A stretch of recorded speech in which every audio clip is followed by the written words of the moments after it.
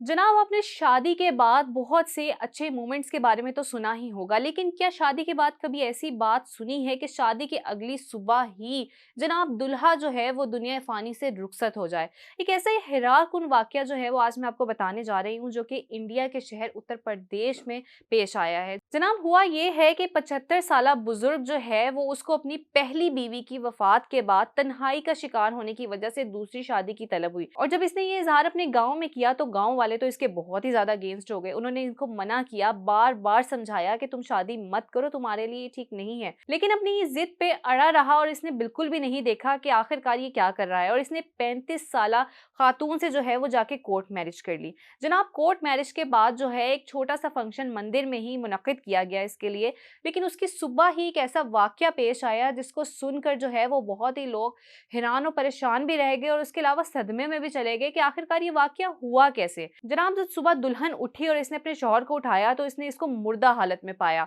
अब हैरानकुन बात यह है कि आखिरकार एक रात में ऐसा क्या हुआ कि इसका शौहर ही चल बसा। जब तहकीकात की गई और बाकी सारे मामलात को देखा गया तो कोई हतमी वजह जो है वो अभी तक सामने नहीं आई, लेकिन जो इसके रिश्तेदार थे, आबा अजदाद और गांव वाले थे, वो ये बात कर रहे थे कि हो सकता है कि ये कोई का केस हो। लेकिन अभी तक जो है वो पुलिस इस वाकये की तहकीकात कर रही है और किसी हतमी नताइज पर नहीं पहुंच सकी।